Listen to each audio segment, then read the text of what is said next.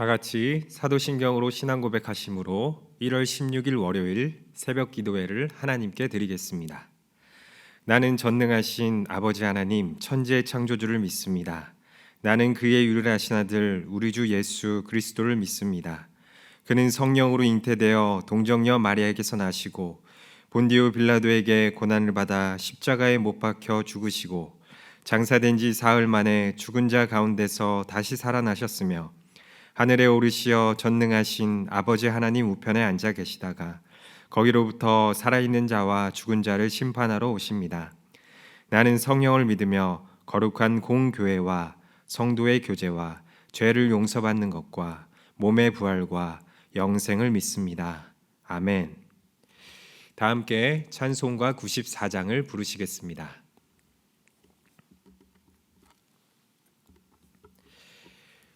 주 예수보다 더 귀한 것은 없네. 이 세상 부귀와 바꿀 수 없네.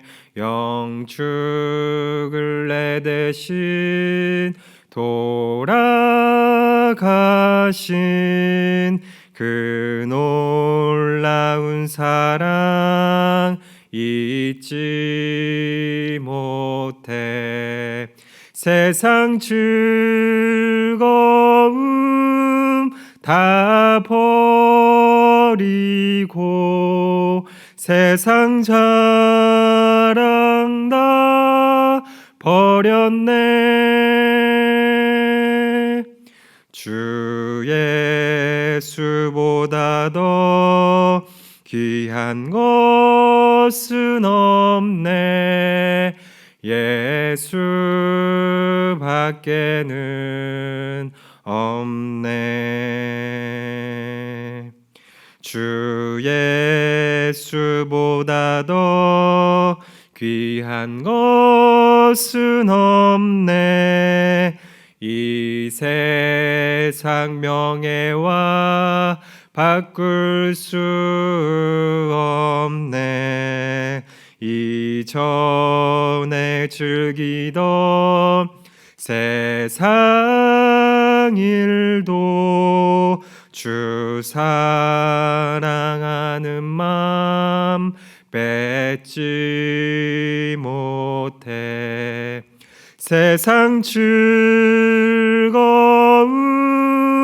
다 버리고 세상 자랑 다 버렸네.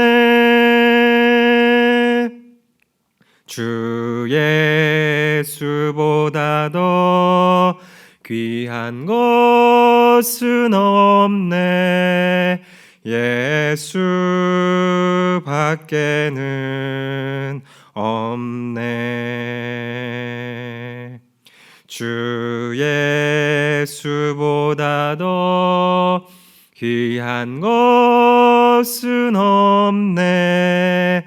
이 세상 행복과 바꿀 수 없네. 유혹과 핍박이 몰려와도 주 섬기는 내 맘 변치 않아. 세상 즐거움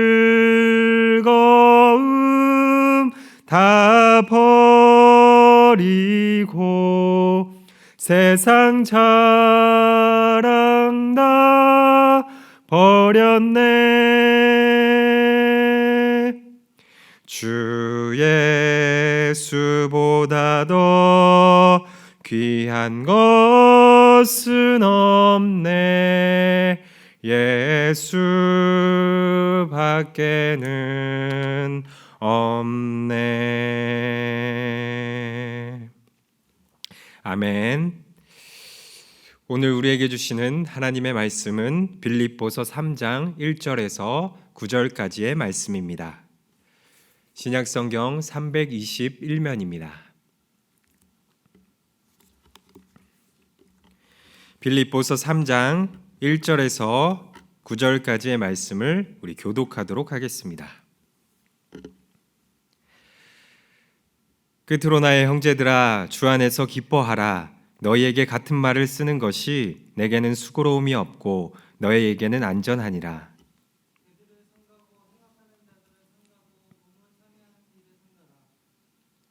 하나님의 성령으로 봉사하며 그리스도 예수로 자랑하고 육체를 신뢰하지 아니하는 우리가 곧 할례파라.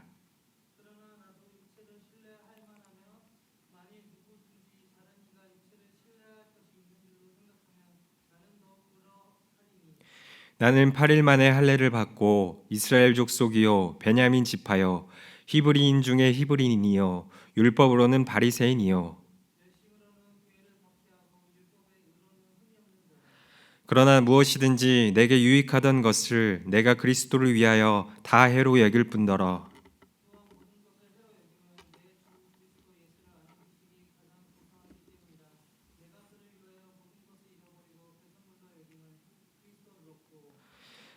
그 안에서 발견되려 함이니 내가 가진 은은 율법에서 난 것이 아니요 오직 그리스도를 믿음으로 말미암은 것이니 곧 믿음으로 하나님께로부터 난 의라. 아멘.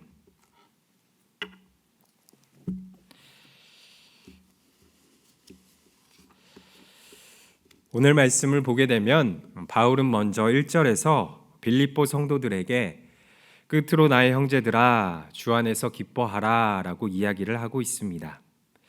우리가 알고 있는 것처럼 빌립보서는 옥중서신입니다. 지금 바울은 로마 감옥에서 수감되어 고초를 당하고 있는 상황인 거죠. 심지어 그는 죄가 없음에도 불구하고 복음을 위하여서 옥에 갇혀 있습니다. 그렇기 때문에 인간적으로 볼 때 분명 기뻐할 수 없는 상황입니다. 오히려 불평하고 원망하는 것이 더 맞고 이해가 될 것 같습니다. 그러나 바울은 이러한 상황임에도 불구하고 성도들에게 기뻐하라고 권면하고 있습니다. 이것은 무슨 의미일까요? 우리의 기쁨이 환경과 상황에 의해 결정되는 것이 아니라 바로 하나님에 의해서 결정된다라고 이야기하고 있는 겁니다. 삶이 만사 형통하면 기뻐하고 풀리지 않으면 낙심하고 이것은 하나님께서 원하시는 것이 아니라는 거죠. 하나님은요, 우리가 상황과 환경에 상관없이 항상 우리에게 기뻐하라고 말씀하고 있습니다. 그리고 그 근거는 바로 주님이라는 겁니다. 주님께서 우리와 함께하여 주시고 우리의 삶을 인도해 주시고 우리를 구원해 주시기 때문에 우리는 주님으로 인하여서 기뻐하고 감사할 수 있는 겁니다. 그래서 하박국 선지자도요 이렇게 고백을 했습니다. 하박국 3장 17절 18절 말씀에 보면 비록 무화과 나무가 무성하지 못하며 포도나무에 열매가 없으며 감람나무에 소출이 없으며 밭에 먹을 것이 없으며 우리의 양이 없으며 외양간에 소가 없을지라도 나는 여호와로 말미암아 즐거워하며 나의 구원의 하나님으로 말미암아 기뻐하리로다. 아멘. 오늘 하루 우리의 형편이 어떻든지 저는 사실 바울보다 더 낫다고 생각합니다. 힘든 상황 속에서도요 바울은 주님으로 인하여서 오늘 기뻐하고 있는 것을 볼 수 있습니다. 그리고 당당히 성도들에게 기뻐하라라고 권면을 하고 있는 것이죠. 여러분, 이것이 바로 우리 성숙한 신앙인들이 가져야 할 올바른 태도요 또 기본적인 모습이다라고 이야기할 수 있습니다. 오늘 하루 우리의 상황과 환경에 상관없이 주님 한 분으로 인하여서 기쁨과 감사가 넘치는 여러분들 되시기를 간절히 소망합니다.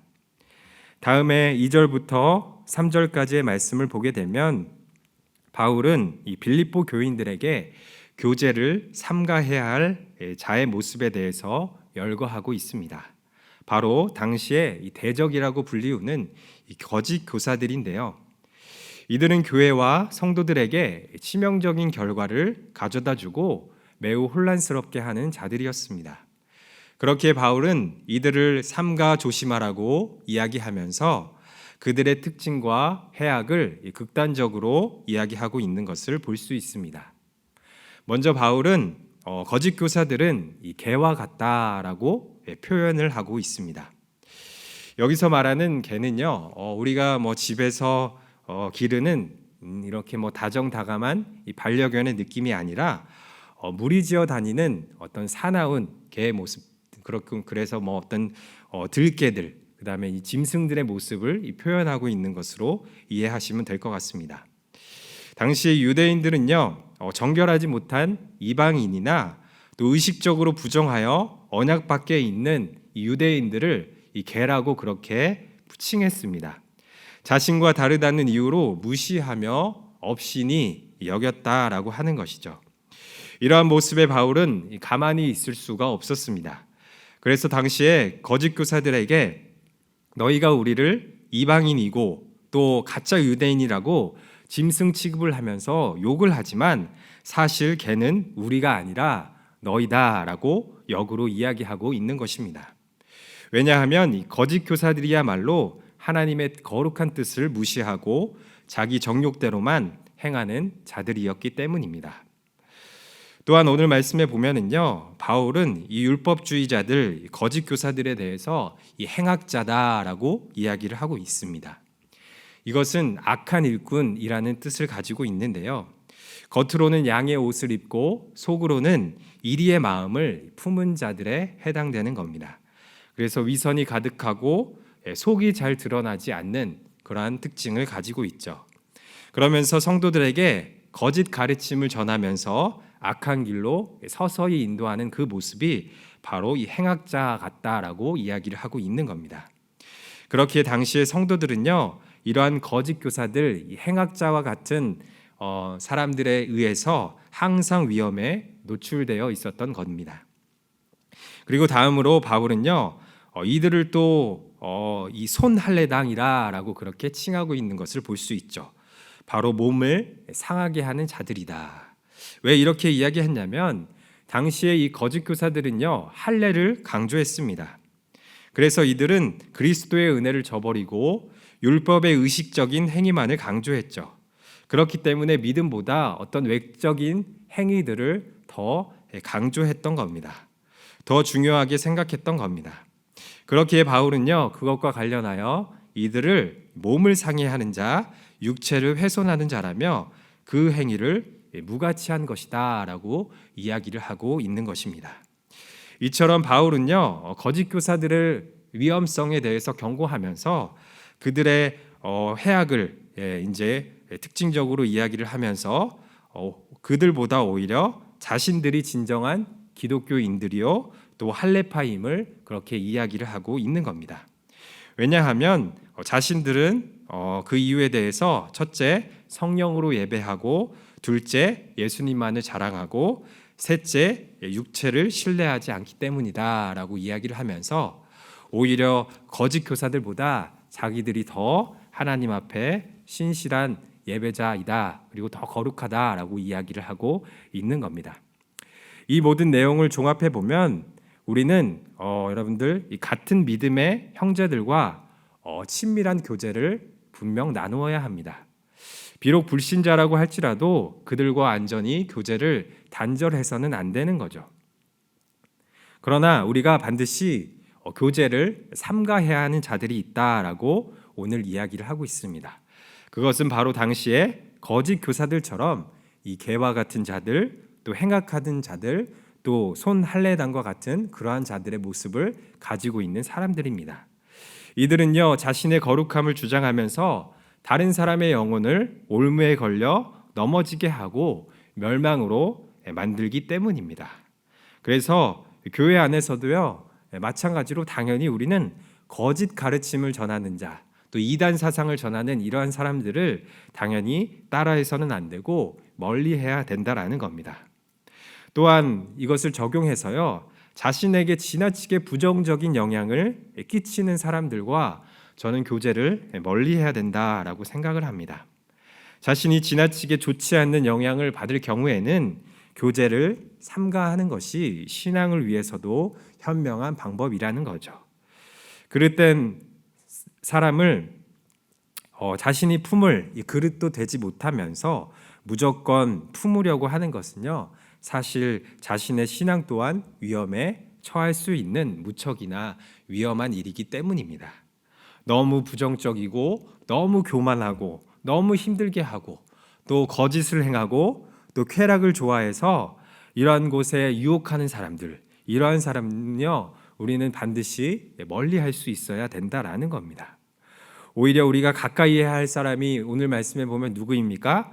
바로 성령으로 예배하고 또 예수님을 자랑하고 은혜로 충만한 사람입니다.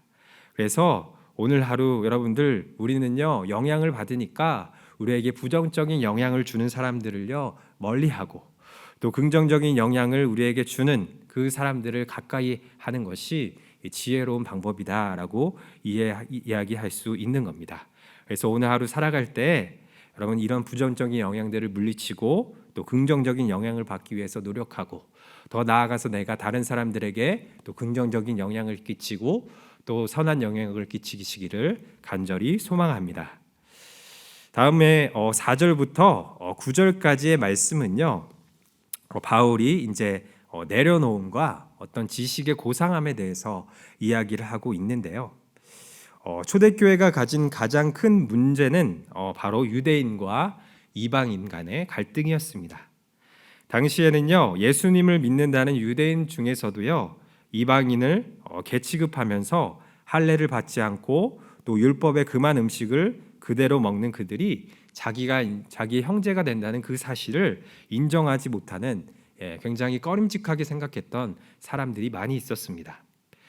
바울은 그런 자들에게 나보다 너희가 더 정통 유대인이냐 하면서 도전을 하면서 그렇게 이야기를 하고 있습니다. 그러면서 바울은 자신의 출생과 또 교육과 또 그가 했던 일에 대해서 언급을 하기 시작하죠. 먼저 5절에서 6절 말씀인데요, 이렇게 이야기합니다. 나는 8일 만에 할례를 받고 이스라엘 족속이요 베냐민 지파요 히브리인 중에 히브리인이요 율법으로는 바리새인이요 열심으로는 교회를 박해하고 율법의 의로는 흠이 없는 자라. 바울은요, 율법의 가르침을 따라 8일 만에 할례를 받은 유대인입니다. 또한 그는 이스라엘 족속으로서요, 하나님의 백성이 가진 모든 권리와 어떤 특권을 가진 자였죠. 또한 가장 엘리트 지파였던 이 베냐민 지파에 소속되어 있었고, 또 어려서부터 헬라어를 말할 수 있었고 아람어도 능통하게 구사하며 자랐습니다. 그는 이렇게 좋은 조건 속에서 그가 태어났고 자라왔던 거죠.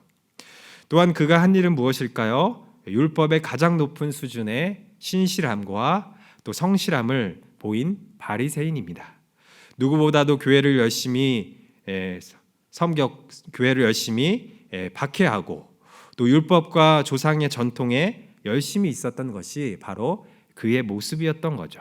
그래서 율법이 요구하는 모든 계명을 잘 지켜가지고 사람들로부터 비난을 받지 않았던 그러한 사람이 바로 바울입니다. 이처럼 바울은요, 이러한 자신의 모습을 이야기하면서 자신이 이방인에게 할례와 율법을 가르치는 그들보다 자신이 더 확실한 유대인이다라고 이야기를 하고 있는 겁니다. 바로 자신이 정말 진짜 유대인이다라고 이야기를 하고 있는 거죠. 그러나 다음에 바울은 또 이렇게 다음과 같이 고백을 하고 있습니다. 자신의 유대인의 특권과 지식들과 자랑거리들을 내려놓으면서 오히려 자기가 이 모든 것들을 다 지키고 또 율법을 행하였지만 그 모든 것들이 오히려 배설물과 같다라고 이야기를 하고 있습니다. 자신의 육체적인 어떤 조건이 배설물과 같다라고 그렇게 이제 필요 없다라고 이야기를 하고 있는 거죠. 왜 이렇게 이야기할까요? 바로 그 조건들이 자신을 구원에 이르게 하지 못할 뿐만 아니라 아무런 유익도 주지 못하기 때문입니다. 그렇게 그는 어떤 인간적인 조건들, 더 많이 가지고 있었던 이런 조건들을 신뢰하지 않았다라는 겁니다.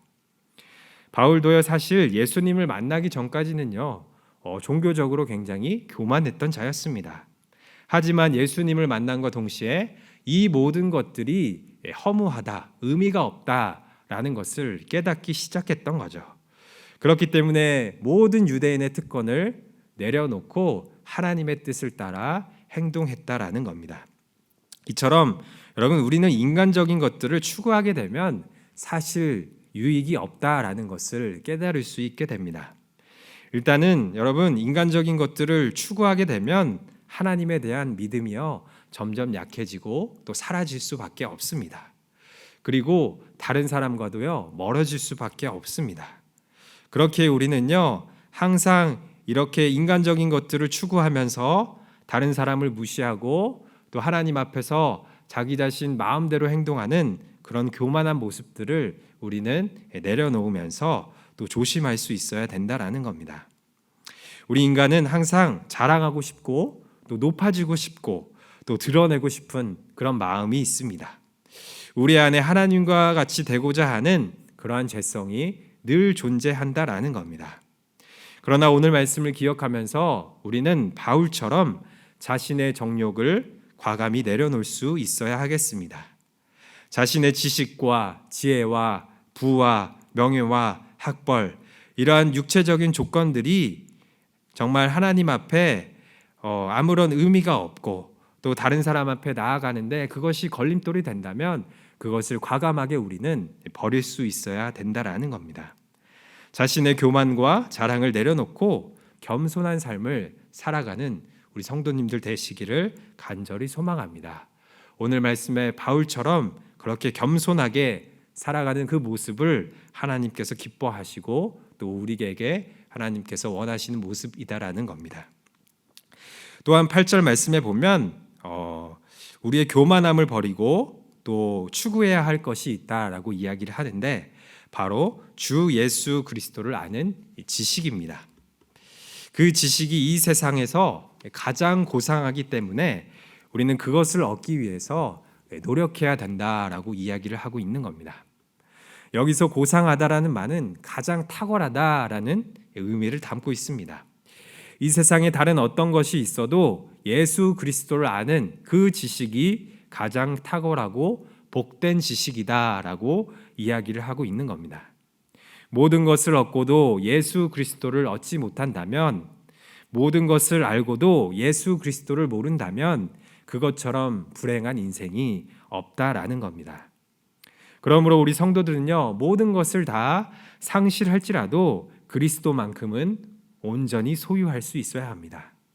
자기에게 유익한 것이라도 그리스도를 알고 얻는데 방해가 된다면 과감히 배설물처럼 여기고 버려야 한다는 거죠. 우리는 그리스도를 얻으면 모든 것을 얻는 겁니다. 하지만 그리스도를 잃으면 모든 것을 잃어버리게 되는 겁니다. 그렇기에 여러분들 버릴 것은 과감하게 버리고 얻어야 하는 것은 최선을 다해서 소유해야 하는 것이죠. 사랑하는 성도 여러분, 자신의 자랑과 교만함 이러한 것들은요 우리에게 불필요합니다. 그렇기 때문에 바울처럼 과감히 그것을 배설물처럼 여기시고 또 예수 그리스도를 아는 지식, 이것이 우리가 가장 소유해야 할 것이죠. 그렇기 때문에 이것을 얻기 위해서 힘써 노력하시는 우리 성도님들 되시기를 간절히 소망합니다. 우리 이 시간에 함께 기도하도록 하겠습니다. 하나님 아버지, 우리 어떤 어려움의 상황과 환경이 있을지라도 주 안에서 항상 기뻐하며 감사가 넘치게 하여 주시옵소서. 또한 우리의 삶을 지켜주셔서 악한 세력으로부터 우리를 구해주시고 사탄의 유혹으로부터 우리를 지켜주시옵소서. 또한 자신의 교만함과 자랑을 배설물처럼 여기게 하시고 오직 주 예수 그리스도를 아는 지식을 얻기 위해 힘쓰는 저희들이 되게 하여 주시옵소서. 예수님의 이름으로 기도드립니다. 아멘. 하늘에 계신 우리 아버지, 아버지의 이름을 거룩하게 하시며 아버지의 나라가 오게 하시며 아버지의 뜻이 하늘에서와 같이 땅에서도 이루어지게 하소서. 오늘 우리에게 일용할 양식을 주시고 우리가 우리에게 잘못한 사람을 용서하여 준 것 같이 우리 죄를 용서하여 주시고 우리를 시험에 빠지지 않게 하시고 악에서 구하소서. 나라와 권능과 영광이 영원히 아버지의 것입니다. 아멘. 우리 이 시간 함께 기도하도록 하겠습니다. 먼저는 주신 말씀을 가지고 기도하도록 하겠습니다. 하나님 아버지, 어려움에 처해 있을지라도 쉽지 않지만 주 안에서 항상 기뻐하며 자족하는 저희들이 되게 하여 주시옵소서. 또한 오늘 말씀 당시에 거짓 교사들처럼 악한 영향력을 우리가 받지 않도록 우리를 지켜 보호하여 주시고 선한 영향력을 끼치고 또 받는 저희들이 되게 하여 주시옵소서. 또한 교만함을 배설물처럼 버리고 예수 그리스도를 아는 지식에 힘쓰는 저희들이 되게 하여 주시옵소서. 기도하겠습니다. 또한 월요일은 우리 구미교회의 비전을 위해서 기도하는 날입니다. 하나님의 은혜로 풍성한 생명, 건강한 교회를 이루게 하시고 153 올람운동이 은혜 가운데 잘 진행되게 하여 주시옵소서. 이렇게 기도하도록 하겠습니다. 다음은 지역사회를 위해서 기도하겠습니다. 우리 교회로 말미암아 지역사회가 더 풍성한 생명력을 얻게 하여 주시옵소서. 기도해 주시고요. 또 우리 주변에 육적으로 또 심적으로 고통당하는 환우들의 회복을 위하여서 기도하시고 또 여러분들의 개인적인 기도 제목을 가지고 기도하시기 바랍니다.